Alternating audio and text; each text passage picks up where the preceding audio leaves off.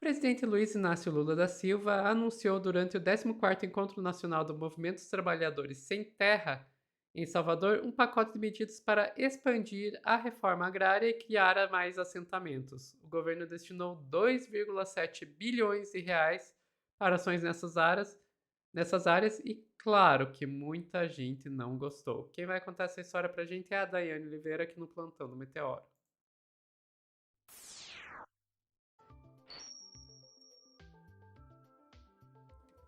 Dai, antes tarde do que nunca, né?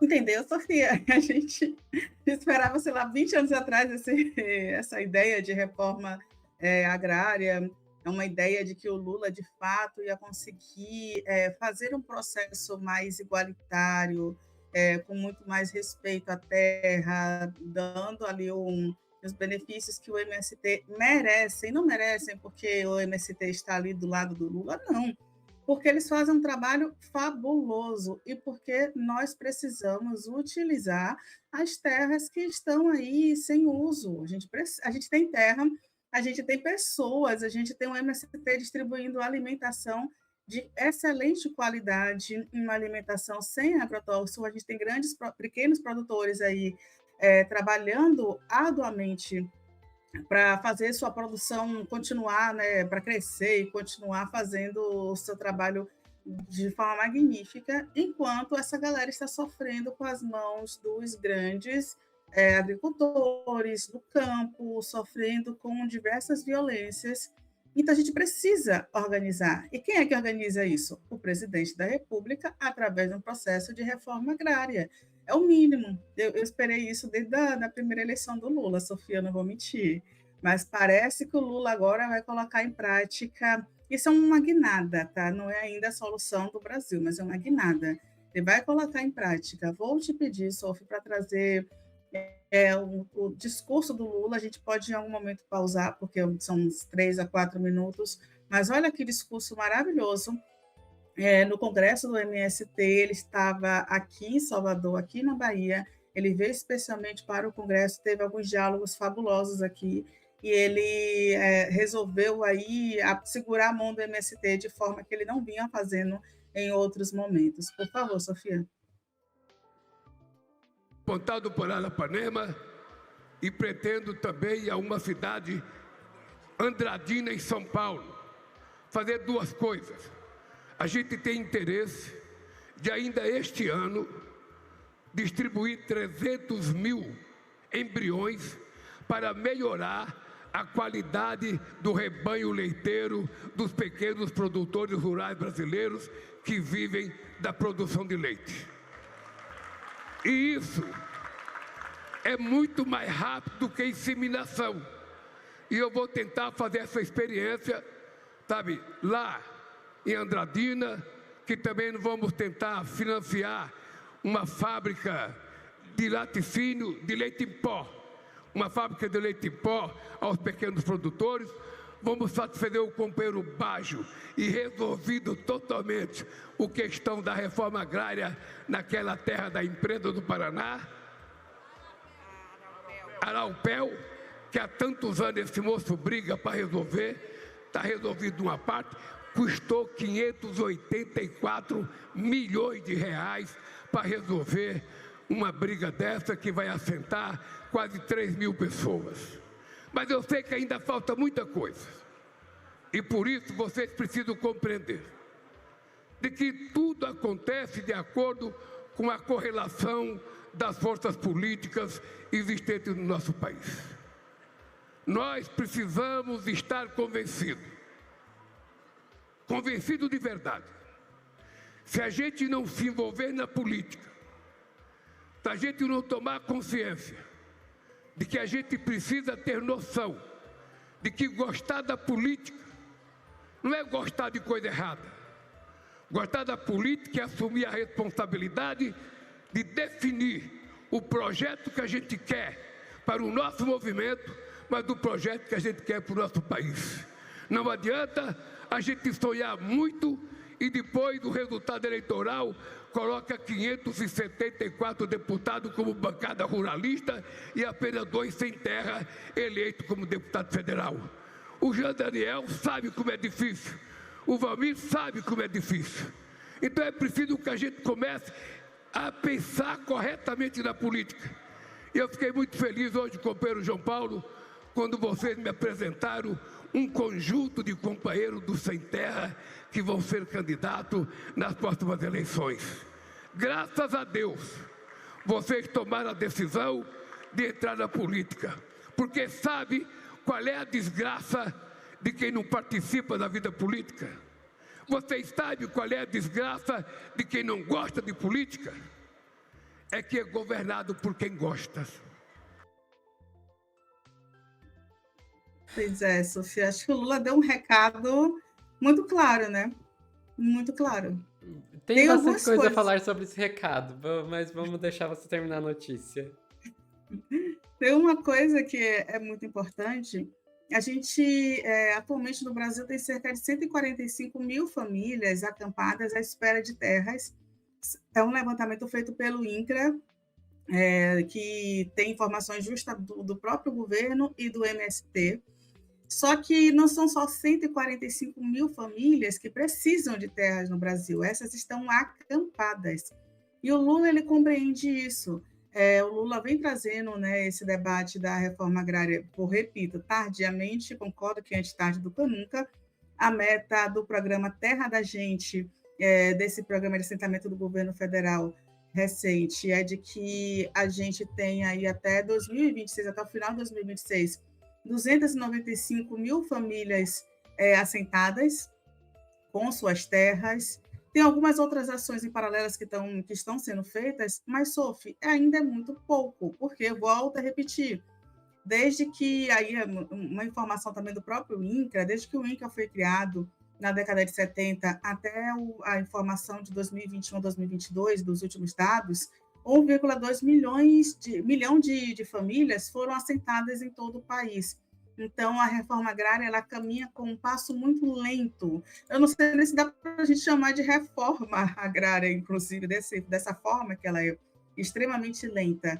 E não só a reforma agrária, como a demarcação de terras indígenas. Então, são dois grupos que dependem do governo federal. E sim, o Lula ele está correto quando ele fala da correlação de forças, da necessidade de não eleger os ruralistas, mas para isso a gente precisa também de um sistema político eficiente.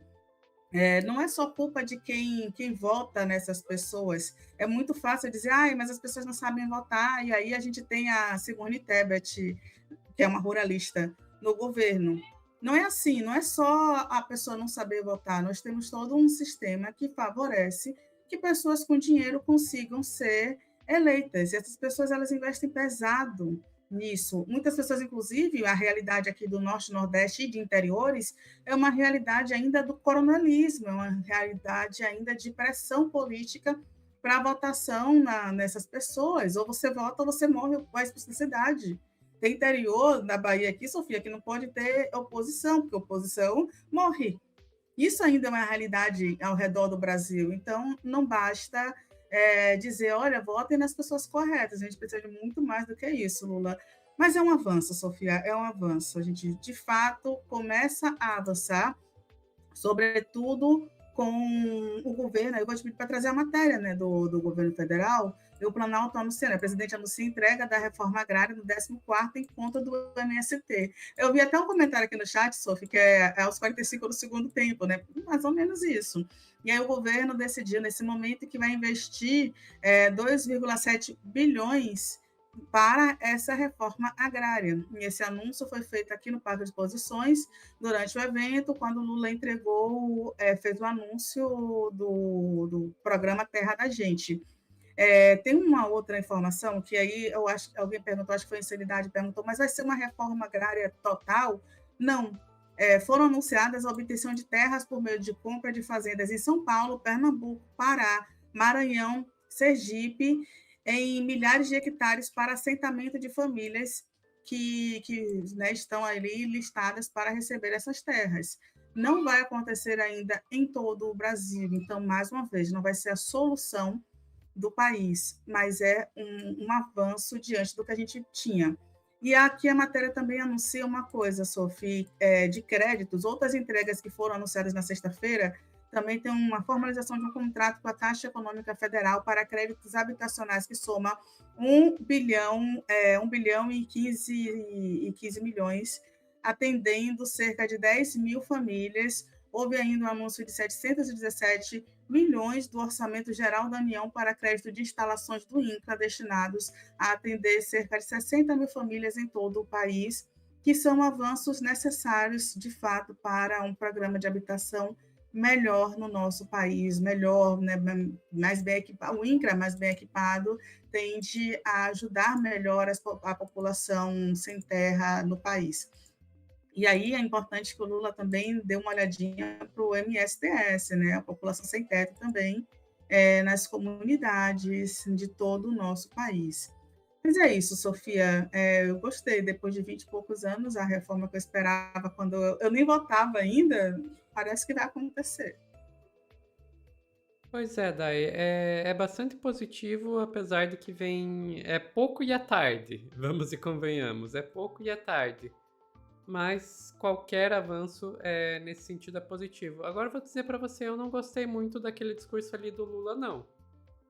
Como assim o Lula olhar pro MST e dizer, agora vocês resolveram fazer política? Gente, o MST é um movimento político, eles estão fazendo política desde o primeiro dia, desde a sua fundação eles estão fazendo política. Agora, fazer política, por acaso, é só entrar na política institucional? É só ser deputado que conta como fazer política? Gente, vamos encarar uma realidade aqui. A esquerda nunca teve e, a não ser que a gente tenha uma revolução, nunca vai ter uma maioria de esquerda dentro da Câmara dos Deputados. Tá? É mais fácil a gente ter uma revolução socialista do que ter uma maioria de esquerda na Câmara dos Deputados aqui no Brasil. Por quê? Primeiro que a própria maneira com que funciona a política institucional, ela é um feedback positivo. Ela faz quem está no poder ter mais chances de se manter no poder. Seja pelo tempo de televisão que os partidos conseguem, seja pelo fundo eleitoral que eles conseguem, que depende do número de cadeiras que eles já ocupam na Câmara dos Deputados. Então, quanto mais cadeiras você tem, mais fácil fica conquistar mais cadeiras.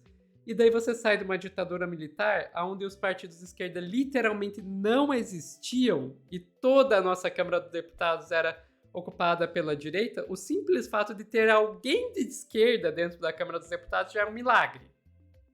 Quem dirá você achar que vai conseguir maioria? E daí entra aí toda a questão das emendas que podem ajudar você a fortalecer os seus currais eleitorais.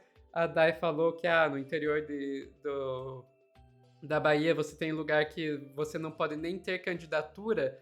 Gente, não precisa ir pro interior da Bahia, Dai. Tem bairros no Rio de Janeiro onde você não pode, onde sem a permissão da milícia você não pode entrar fazer campanha. E eu te garanto que eles não estão parando os deputados de direita, os candidatos de direita. São os de esquerda que são barrados. Então, e nem vamos falar aí das doações de campanha, que basicamente permitem comprar vagas, porque você tendo dinheiro suficiente para a tua campanha, é só uma questão, existe um limiar aí da quantidade de dinheiro que passou daquilo, você já está com a sua candidatura, com a sua eleição garantida. E é óbvio que a direita tem muito mais dinheiro para investir em campanha do que a esquerda. Então esquece, a esquerda não vai ter maioria dentro do Congresso, não dentro do sistema político-econômico que a gente vive. Sofia, então você está dizendo que a esquerda deve largar a mão e nunca vai conseguir governar nem nada? Não, é só que o nosso campo de batalha é outro. O nosso campo de batalha é o campo de batalha que o MST sempre teve. Aí é que tá. A gente deveria estar mais preocupado em fortalecer movimentos como o MST do que em ficar pensando quantas cadeiras no Congresso a gente vai conseguir. Porque são movimentos como o MST, MTST que vão conquistar espaço político na marra. Na marra. Enfim. Então, desculpa, Lula, discordo completamente de você. Estou dizendo que o MST não deveria estar buscando ocupar cadeiras no Congresso também? É claro que não. Uma coisa não necessariamente anula a outra. Contanto que você não esteja enfraquecendo o movimento de rua, o movimento social para tentar conquistar cadeiras, porque às vezes rola isso. Eu já fui parte do movimento estudantil e sei como é que funciona. Às vezes, não, gente, vamos parar aqui porque senão vai atrapalhar o trabalho de quem tá lá na... Foda-se! Foda-se quem tá lá na Câmara dos Deputados. O movimento de rua vem em primeiro lugar. Contanto que você não esteja enfraquecendo o movimento de rua, o movimento as ocupações, etc., para, em troca de conquistar alguma coisa dentro da política institucional, uma coisa não anula a outra. Então, eu não estou dizendo que eu acho negativo que o MST esteja tentando conquistar cadeiras. Tem que conquistar mesmo, tá certo, tem que ir lá. É só não achar que só isso é fazer política. Ouviu, Lula? Enfim, Dai, ficamos por aqui? Pessoal que tá assistindo ao vivo, não saiam daí que a gente já volta com mais notícias Respeita o movimento de base, tá, Lula? É importante. Pelo amor. Pessoal que tá assistindo ao vivo, não saiam daí que a gente já volta com mais notícias aqui no Plantão do Meteoro.